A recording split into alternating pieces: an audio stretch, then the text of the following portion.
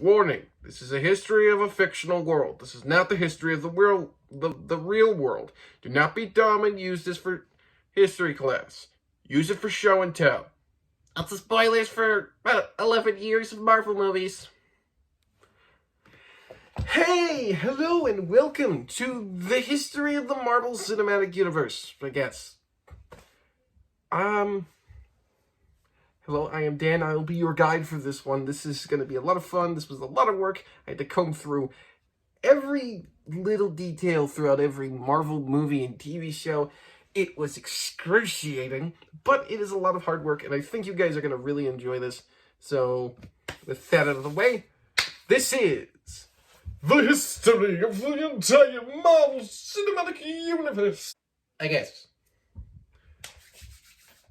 We have this lovely chart here to explain the timeline. You have a timeline? What do you mean we don't have a timeline? Alright. Also, just saying, we will not be including shows like Agents of S.H.I.E.L.D., Hellstorm, Runaways, Cloak and Dagger, the Netflix shows. Basically any Marvel show that was released before 2021. Alright?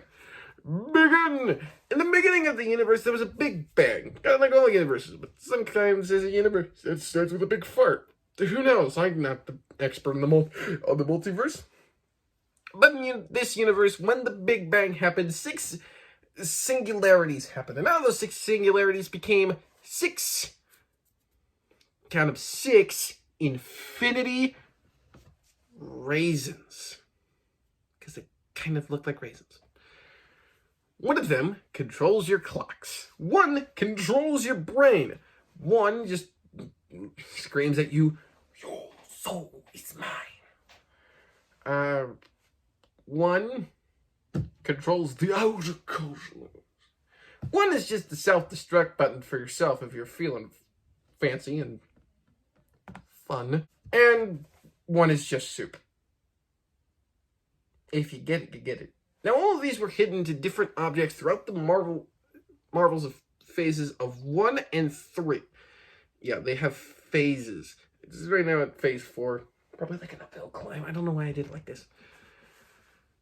Anyway, the outer cosmos raisin was hidden inside of a box. The brain raisin was hidden inside of a pointy stick. The your soul is mine one, we'll get to that one later. The one that makes you self-destruct was hidden inside of an orb, and the clock one was inside of a necklace, and the soup one was just soup. Yeah, it was just soup, man. It's just a liquid, dude. I don't know what to tell you. And also around this time, some shady versions of Legolas were born as well. I mean, like, they're the least interesting Marvel villains ever. I said it! You can't take me back on that one. Moving on. We could cut between these thick spaces for... King Bor of Asgard fought the Dark Elves and hid his secret soup in a hidden wine cabinet. Because... Apparently that's what that weird rock thing looks like.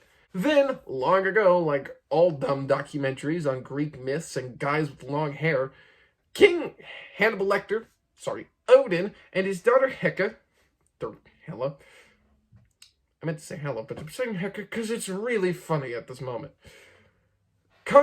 they both conquered multiple realms, but soon Heka got a bit hectic and wanted to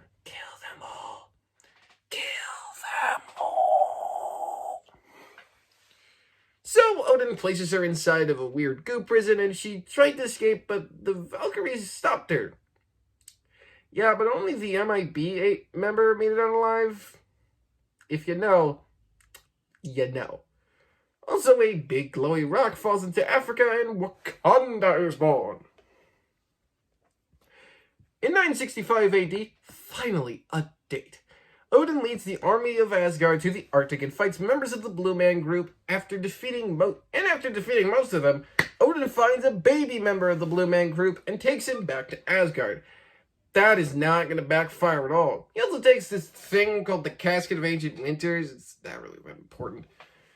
During the Salem witch trials, Agatha Harkness is sent to be burned at the stake for being a witch by witches. Yeah, I know. How ironic.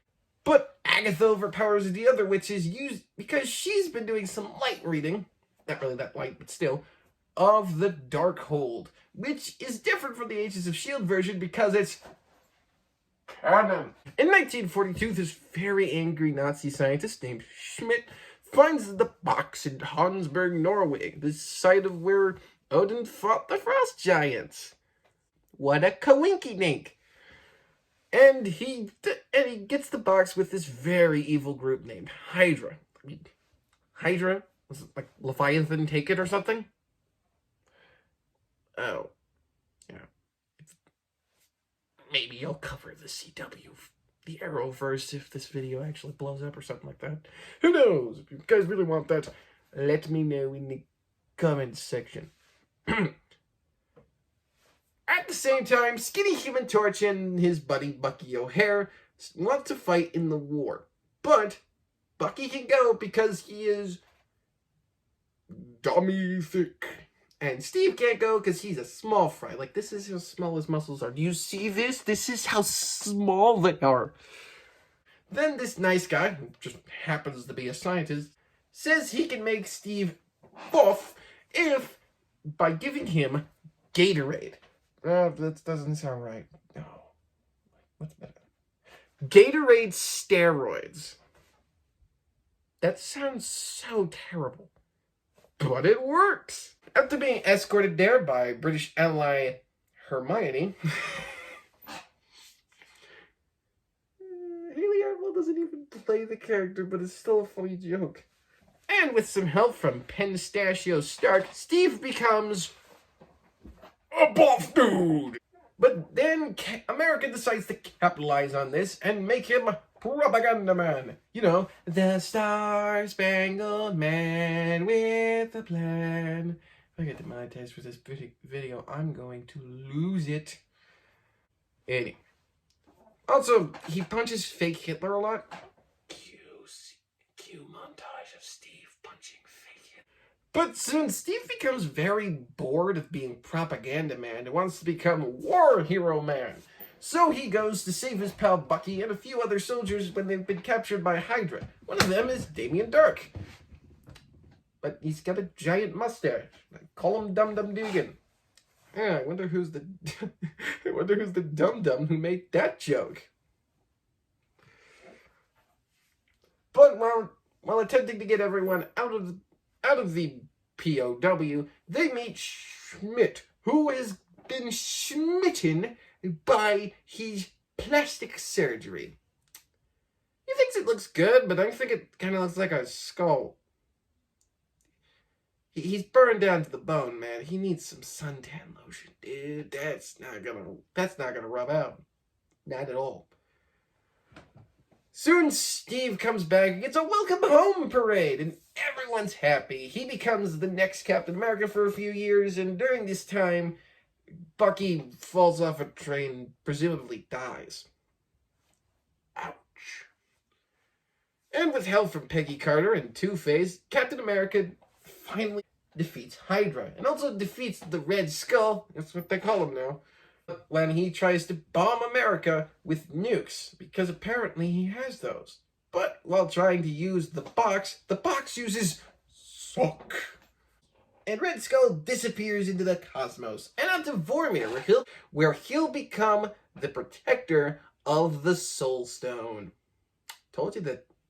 Soul Raisin. I'm still going with this raisin bit. No one can stop me. But in order to stop the bombing of America, Captain America sacrifices himself and plunges the ship into the Arctic. Yeah, sad. Ooh, it's not like he's gonna come back or anything, right?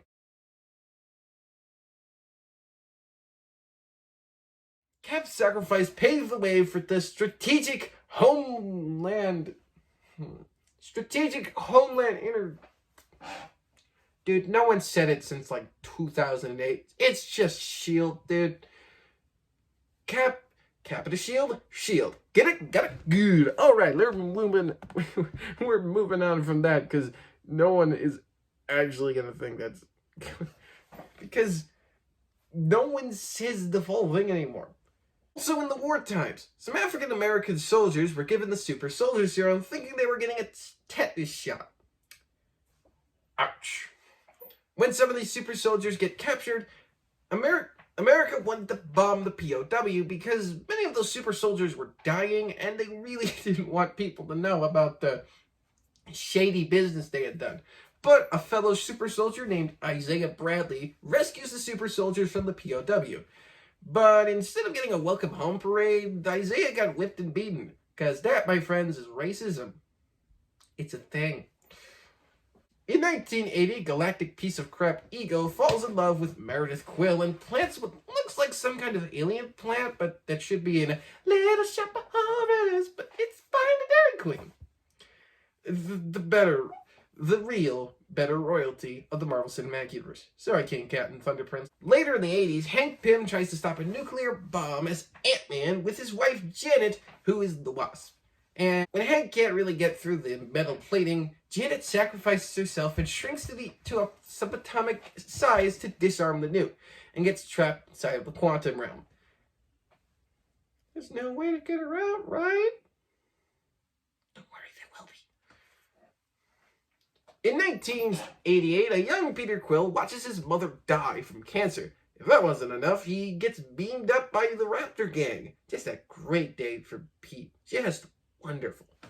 In 1989, pilot Carol Danvers pilots an experimental jet with her commanding officer, who is definitely not an alien.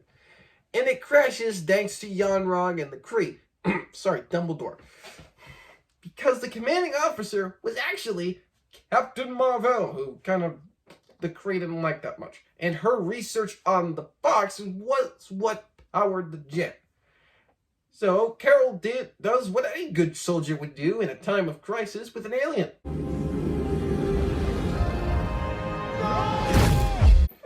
Yeah, she shot the power source and absorbed all that juicy infinity rays energy. I have a problem. And after that, Dumbledore and the Kree brainwashed Carol into thinking that their adversaries, the Skrulls, killed their commanding officer, and that movie really makes you winded. Really does. In this same time frame, in this same time frame, Hank Pym quits being the consultant for S.H.I.E.L.D. after they pressure him to reveal the secret of his miracle shrinking element, the Pym particle. You know, you can really tell someone's got an ego problem when they name a particle after themselves. I don't know, it's science, I guess. In 1990, Carol Danvers, while still under the Kree's brainwashing, lands on Earth while escaping from the Skrulls. Specifically, she lands in a blockbuster. And those things are great, right? They're still around and weren't killed by streaming services. Somewhere out there, a silent tear was just cried. There she meets a very young Nick Fury, who's not really a director yet, but he'll get there soon enough. And Fury works with Carol to find out more about her past. While there, she meets Maria Rambeau and her daughter Monica, aka Lieutenant Trouble. You'll see her more later. And finds out that Talos and the Skrulls are not the Empire. We were on the verge of greatness. We were this close. And are actually refugees that the Kree are trying to kill. Yon-Rogg and the Kree are... Sorry, I keep calling him Yon-Rogg. Is that his actual... It's his actual name. I keep calling him Dumbledore, but his real name is Yon-Rogg. Let's go, baby! Yon-Rogg and the Kree are defeated thanks to Carol going...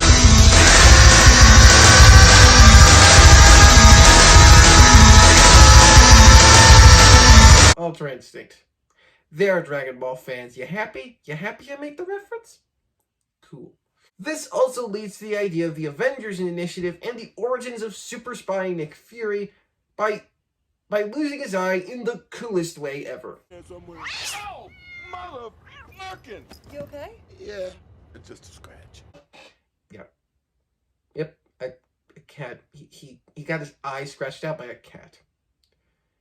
But don't tell him I said that, okay? He'll come after me. I'm super worried now. In 1991, Howard Stark, Pistachio, and his wife Maria are murdered by Hydra assassin the Winter Soldier. But guess what, kids? The Winter Soldier is actually Bucky Barnes, because Hydra hit the mother lode and found a very much alive Bucky Barnes and brainwashed him into becoming the Winter Soldier. So that's not going to cause any traumatic problems in the future. Who knows? In 1999, Howard's offspring, Tony Stark, I'm killing it with these references, I'm telling you, is at a New Year's Eve party where he meets Poe Yinsen and Aldrich Killian. Poe he totally forgets about, and Aldrich is left on the roof because Tony is a jerk and blows him off. This isn't gonna backfire at all. Also in 1999, the Maximoffs were learning English from Dick Van Dyke in Sokovia. Dick Van Dyke is the best way to learn English. I'm telling you this now. He's great. Doesn't mean I learned English from him. He's just hilarious. When suddenly war happens. Bombs land in the Maximoff home, killing the parents, but a young Wanda Maximoff uses her witch powers to stop the second bomb from exploding, saving her and her brother Pietro. But they were stuck underneath their bed for two whole days, staring at Stark Industries on a bomb. Yeah, they're gonna remember that. Yeah, and also, she's a witch now, apparently, instead.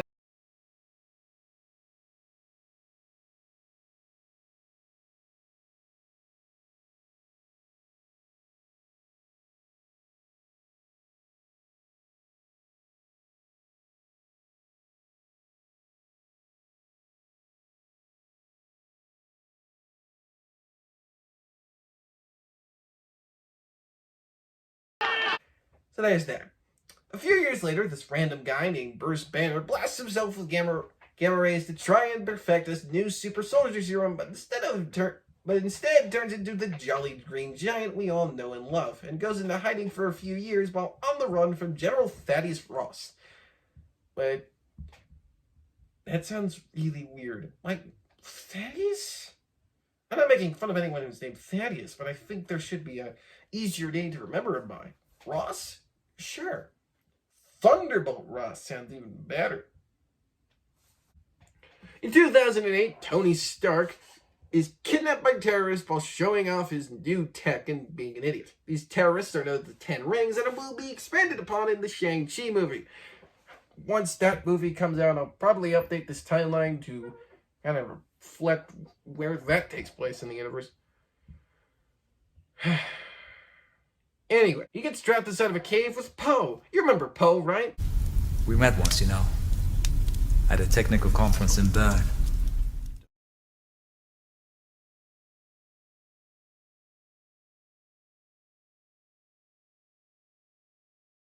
Don't remember.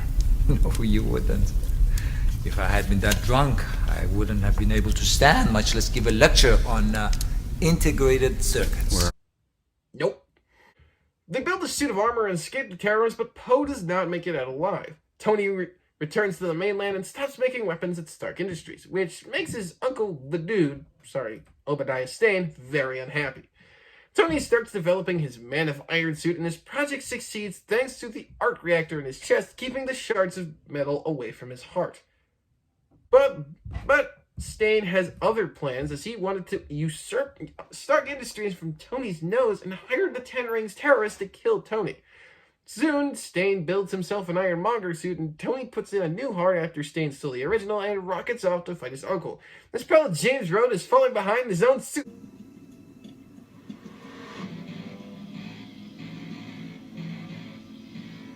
Next time, baby. Yeah, never mind.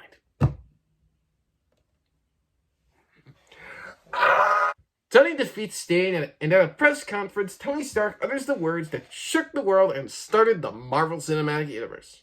Truth is,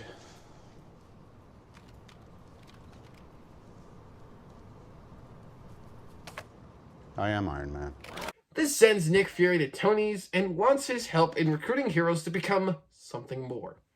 Also watching the conference was this Russian guy named Ivan Vanko, who hates Stark to pieces. This prompts Ivan to create his own arc reactor and power his own weapons. Then, a few months later, Ivan makes his move and attacks Tony while in Monaco during the Grand Prix. Ivan attacks Tony with these cool whips that lash out an electric power.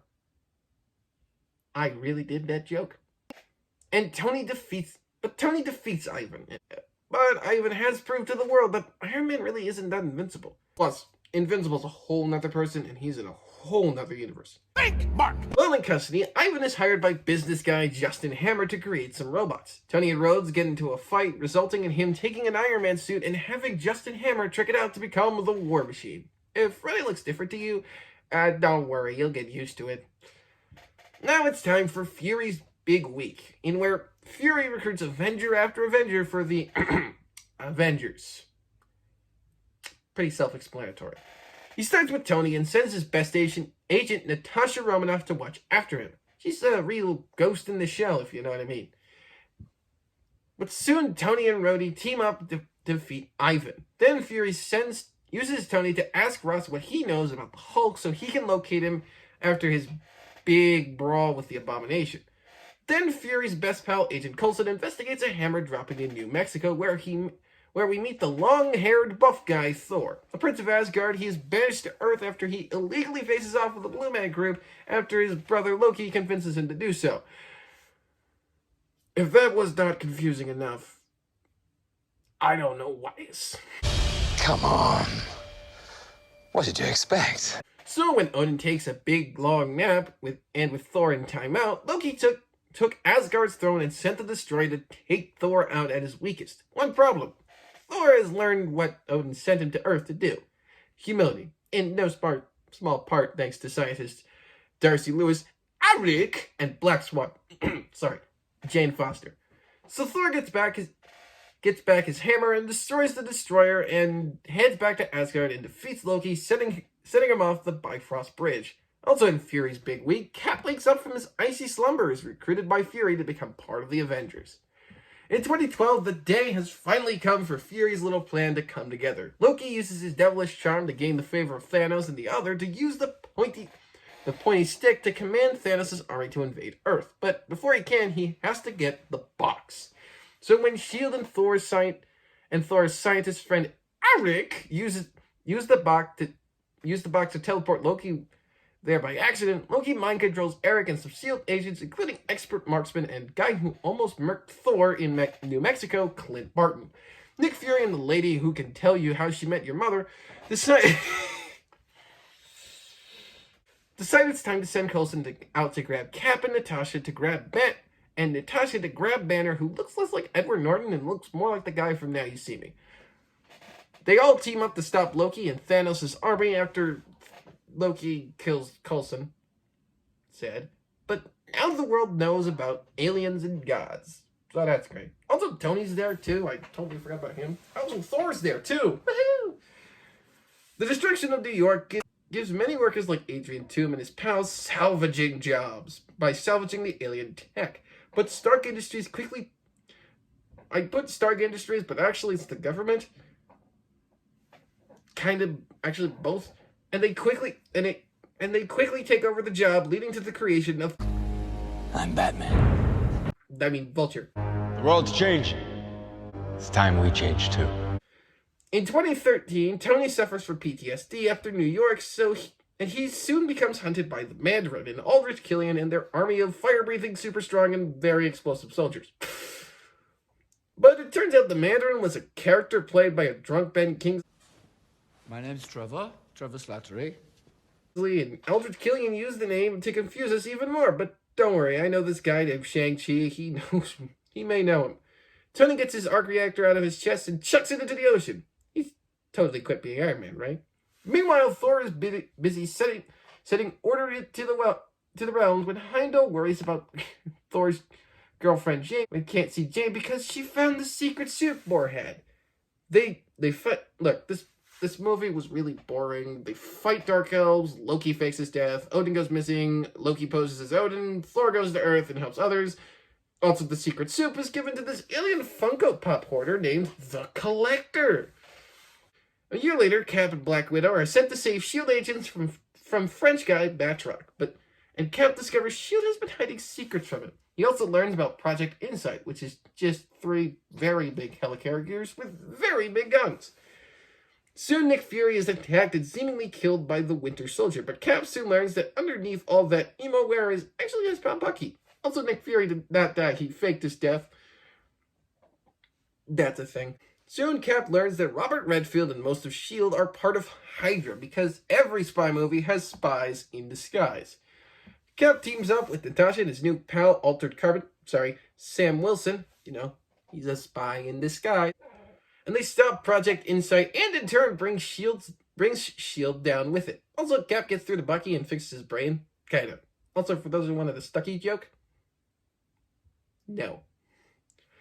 Meanwhile, in the Outer Worlds, Peter has grown up and become Owen Brady, and he works with his Raptor gang to retrieve an orb. But Peter actually goes behind the Raptor gang and his surrogate father Yondu's back gets the orb himself, resulting in him fighting the Kree, getting beaten up by Star Trek Lady, a stuffed animal in a tree, and getting sent to space jail by Wreck-It Ralph. After escaping, they find out the orb holds the self-destruct rock raisin thanks to the Collector, and witness its powers firsthand thanks to his servant.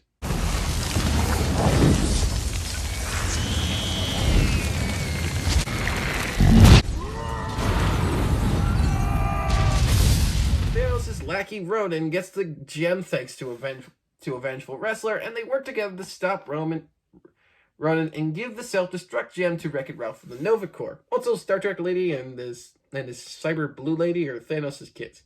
A few months later, meets his father, the galactic piece of crap Ego, and they also meet these golden people who hate them for stealing their batteries. It turns out Ego is the worst. You people have issues. Well, of course I have issues. That's my freaking father. And Peter and the gang defeat Ego, and at the cost of Yondu's life. The Maximoffs, also around this time frame, the Maximoffs join Hydra after protesting against the Avengers and Tony Stark. And Baron von Strucker uses the pointy stick to awaken their latent powers and amplifies Wanda's magic so she can become the mythical Scarlet Witch. In 2015, the Avengers find Loki's scepter and Wanda and Pietro in a Hydra base, and Tony and Bruce create artificial intelligence from the pointy stick, which wants to be like Pinocchio and has no strings on him and destroy the world. Pinocchio didn't have the destroy the world part. Ultron did.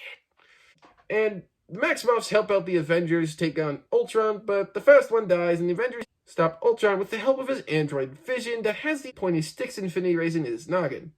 But they do destroy an entire city, so that's fun.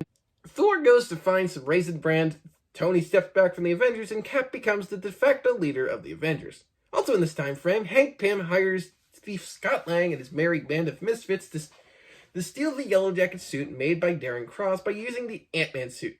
Scott fights Falcon, Scott shrinks into the quantum realm and comes back, and everyone is happy. In 2016, vengeful Sokovian Helmut Zemo framed Bucky for blowing up the United Nations Summit and killing King T'Chaka. This comes at the worst time because the Avengers are split about becoming government-surveyed heroes after Wanda accidentally blows up Wakanda during a mission.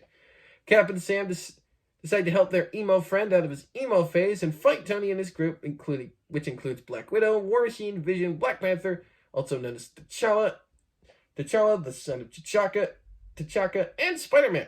But Cap has Hawkeye, Bucky, Sam, Wanda, and Scott Lang. The fight leaves Rhodey crippled, and Cap, Bucky, and Tony head to Germany to find Zemo. Cap and Bucky square off against Tony, where he finds out Bucky killed his parents as the Winter Soldier, and T'Challa captures Zemo and sends him to German jail. Cap becomes an outlaw and frees Hawkeye, Wanda, Sam, and Scott, but Scott and Hawkeye don't want to endanger their families, and they go into house arrest with the government. Prince T'Challa returns to Wakanda a few weeks later and becomes its new king, but his father's past comes back to haunt him in the form of Creed. I keep doing this.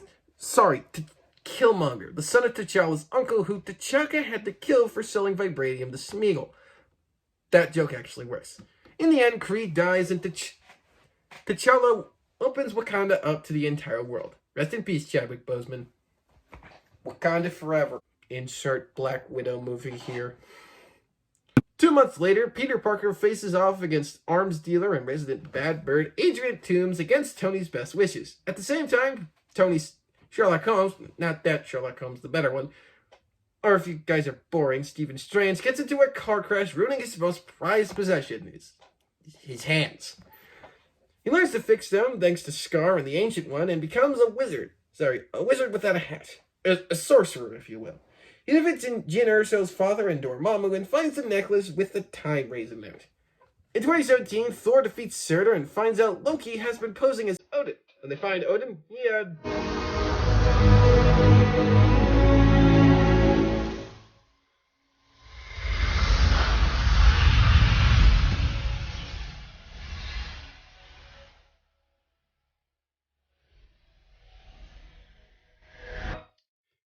Well, he dies. That's a great family reunion. And with him gone, Hela is released from her prison. She sends Thor and Loki to Sakaar and find the Hulk. MIB Valkyrie, and this nice guy made of rocks named Korg, and escape to stop Hela with help from Bald Billy Butcher and Heimdall. In the end, they destroy Asgard, and Thor loses an eye. As they travel through space, Thanos just happens to find them and annihilates them as they grab the self-destruct raisin from Xandar and grab the box that Loki stole because Loki got a Loki, and in return for giving him the cube, Thanos snaps Loki's neck. No resurrections this time. Thanos then destroys the ship, leaving Thor without his people, but not before Heimdall could send the Hulk to Earth. Thor gets picked up by the Guardians, and Thor takes the tree and the stuffy to get him a new hammer, while Andy, Mantis, Drax, and Star Trek Lady try to locate the secret suit. But Thanos gets it first and takes Gamora, the Star Trek Lady, to find the Soul Stone. The only way to get it? Killing Gamora. Thanos is really relentless to get these stones. Meanwhile, on Earth, Tony, Bruce, Peter Strange, and Best Man Wong face off against Cull Obsidian and Squidward. Tony's words, not mine. Stonekeeper, does this chattering animal speak for you? Certainly not. I speak for myself. You're trespassing in this city and on this planet. He means get lost, Squidward. Strange is captured, and Peter and Tony invade the Flying Donut and defeat Squidward and travel to where Thanos was to meet Squidward to fight him off and meet the Guardians there. Strange sees the only way they can win the fight, and after fighting long and hard, Strange gives up the time raisin to Thanos. Also back on Earth, Wanda and Vision get some startling neighbors in the form of Hornhead and Cricket Face. Cap and his secret warrior save the two and send them to Wakanda, where they reunite with T'Challa and Bucky, who, after a very relaxing time at the fire pit with Dora Milaje member Ayo, is finally free from Hydra's brainwashing. Soon, when Thanos' army comes pining for Vision's noggin, everyone fights them off, including Thor and his new hammer axe Stormbreaker. But in the end, Thanos shows up to take the raisin, and Wanda makes the ultimate sacrifice and destroys the raisin. But Thanos uses the power of the clocks to bring Vision back and promptly rip the raisin out of his noggin. But as a Starforged axe is pushed into his chest, Thanos snaps his finger and half the universe dies. Also, Scott helps Hank and his daughter Hope bring back Janet from the quantum realm during all of this. I don't know why they thought that saving Janet was more important than, I don't know, the world almost about to end. But while retrieving particles from the quantum realm, Scott gets stranded in there as the rest of his group are snapped away. Also, Hawkeye's family is snapped as well. Tony and Nebula work together to get back to Earth, and Tony almost dies, but thanks to Fury buzzing Carol before he gets snapped away, Carol brings the two to Earth. Cap and the other Avengers find Thanos, but they learn that he used the raisins to destroy the raisins, and Thor chops his head off. But they're the Avengers. How long could it take them to find a solution?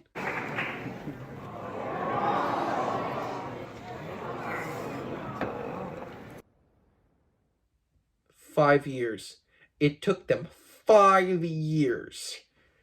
5 years go by and everyone has been in desperation because of the snap. But when a rat gets Scott out of the quantum realm, the Avengers form back together for one last hurrah. Tony, with the grace of his wife Pepper and his daughter Morgan, goes with. Bruce is now Smart Hulk and tries to help. Thor is now fat and depressed and goes with them. And Cap and Natasha have nothing to lose. And Hawkeye kind of went all ninja Ronin during the 5 years, but moving on. They find the stones, they find the raisins. Loki of another timeline disappears thanks to the box, and they all return to their respective timeline. In the process, Natasha sacrifices her life for the Soul Raisin, and past Thanos learns of the future Avengers' plans and sends past Nebula to bring him into the future.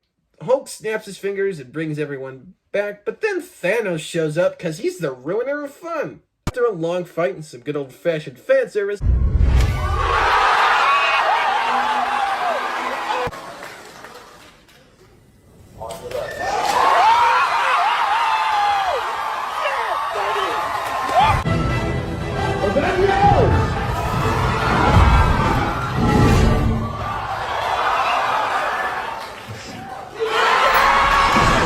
Tony sacrifices his life to defeat Thanos and his army.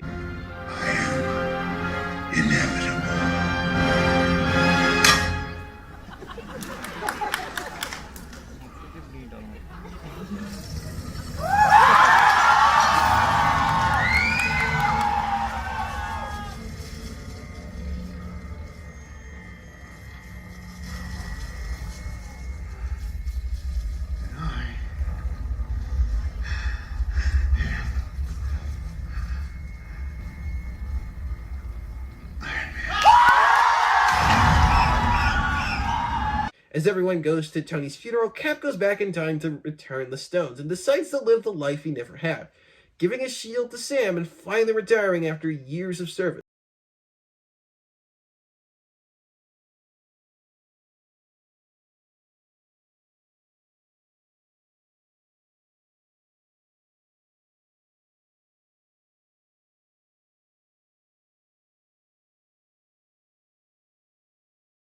Her mother died while she was blipped and returns to her workplace at Sword. Sword. I don't know how to pronounce it. A few months later, Wanda, still grieving the loss of Vision, finds out that Sword has Vision's body, and their boss, who is the worst, wants Wanda to steal Vision's body, but instead she says goodbye to her lover and leaves. But when she finds a letter from Vision, it leads her to Westview, where Vision was going to build a house for him and Wanda. Even more sad, Wanda explodes in red magic things and turns Westview into a living sitcom and creates her own Vision, whom we will call Westview Vision. As Westview becomes every sitcom ever, the first person to learn about the Westview anomaly is not Sword, not governments, not any scientist, but Jimmy Woo, an FBI agent that was in charge of Scott Lang during his house arrest. We stand him for his heart and the fact that he was on The Office. Who are you? Who am I? I'm Jim. We've been working together for 12 years. Monica is sent to Westview to help Jimmy find one of the people he's watching over, but during the investigation, Monica gets sucked into the anomaly. This now prompts Sword to investigate the anomaly. It took them long enough. What the heck, man? The person who figures out the anomaly is our old astrophysicist friend, Darcy Lewis. Woo! Anyways, Sword isn't the only ones trying to figure out what's going on. A witch named Agatha Harkness, remember her, disguises herself as Wanda's nosy neighbor Agnes to learn more about the Hex, as Darcy lovingly called it. During the 70s era of sitcom, Monica snaps out of her sitcom state, and when she learns too much, Wanda blasts her out of the Hex. Also should mention, Wanda has kids now. Yay! Monica is determined to get back inside the Hex, but her boss Hayward, that's the jerk dude, won't let her keep investigating because he got his own plans. When they try to use an 80s drone to check in on Wanda, Wanda comes outside of the Hex to threaten Hayward and leaves their drone there. As Westview Vision tries to escape the Sword base, Hayward has basically told Monica, Jimmy, and Darcy they aren't allowed near the Hex. So Monica calls in a favor with her military friends, and Darcy finds out that Monica is gaining superpowers if she goes into Westview again. But when Vision tries to escape, Wanda expands the Hex and traps Darcy and multiple Sword agents at inside. It's during this time that Agatha shows her true colors and tries to figure out how Wanda created the Hex. There, Agatha finally calls Wanda, and all MCU fans have wanted to call her. This is chaos magic, Wanda. And that makes you the Scarlet Witch. Meanwhile, Hayward imprisons Jimmy, and Monica gets back into the Hex and gains superpowers. Hayward uses the drone that Wanda brought back from the Hex to power their rebuilt and stark white vision. We'll call him Sword Vision. Which was against, and also bringing it back was against Vision's will, apparently, so great, Hayward. You disrespect the dead. In the end, Hayward is arrested. Sword Vision is given Vision's memory. I am Vision. Agatha has become Agnes. Wanda is now a full-time witch with the Darkhold, and Wanda says goodbye to Vision and her kids, but she's determined to get them back. Also, Monica is sent to meet Nick Fury in space by a Skrull. Also, Evan Peters was there as a fake-out Quicksilver named... You're Ralph Boner? Boner. Which got a lot of people mad. Just saying.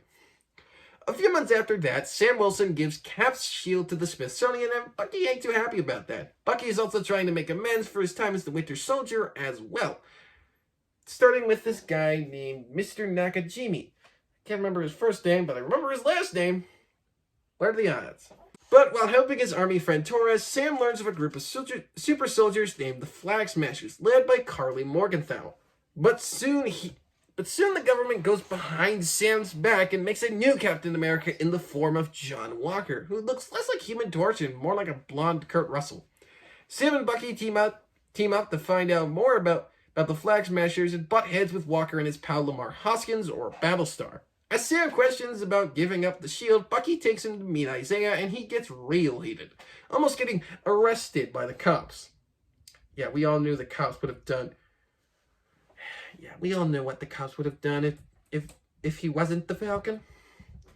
Soon, Bucky breaks Zemo out of prison, and he's the only person who knows more about super soldiers than any of them. They head to Madripoor, where they find Sharon Carter, who used to work for the government until Civil War happened, and now she's the power broker. But Sam and Bucky and Zemo don't know that. After finding the guy who remade the serum, Zemo guns him down, and the group head to Latvia, where Ayo tells Bucky... where Ayo tells Bucky that he has 8 hours before the Dora Milaje come to get Zemo. While searching for Carly in Latvia, where a funeral for one of the Flag Smashers is being held, Walker and Lamar find the group and join with them on their mission to find Carly. But not in the greatest of terms. They're not the greatest of friends. None of them are. While Sam is trying to talk Carly down, Walker runs in like a bull in a china closet and tries to take on the Flag Smashers. Zemo finds Carly and the vials of super soldier serum and smashes them, but not before Walker could find one and stash it away. But remember that nice scientist guy who made it? He said that the serum amplifies who you are on the inside. For Cap, it was his selfless heart. For Walker, it's his pure rage and anger. After taking the serum, Walker tries to find where Carly is, but Sam and Bucky are tracking Walker while trying to talk Carly down. And while talking her down, they find out that they notice Walker has arrived and head off to make sure he doesn't hurt anyone. During a fight, Carly kills Lamar, sending Walker into a blind rage, and he murders a member of the Flag Smasher in broad daylight in front of multiple people with Cap's shield, staining it with blood. Also, that Flag Smasher happened to be a fan of Captain America. So there's that. After Sam and Bucky retrieve the shield from Walker, Sam starts training to become Captain America after learning about what happened to Isaiah back in the war times. After repairing his family boat and a really nice training montage, Sam is ready to become Captain America. Meanwhile, Zemo escapes to Sokovia, and Bucky tracks him down and gives him to the Dora Milaje, who take him to the raft. Bucky also asks the Wakandans to make Sam a new set of wings after Walker tore them off. Walker is also stripped of the Captain America title and builds his own shield after getting some inspiration to fight Carly again thanks to Julia Louis-Dreyfus and lying to Lamar's parents about his true killer. Sharon sends Batroc, remember him, some weapons, and Batroc helps the Flag Smashers kidnap members of the Global Repatriation Council after their laws make many people without homes after the blip not the greatest laws. The Flag Smashers teeter on like terrorist and humanitarian from time to time.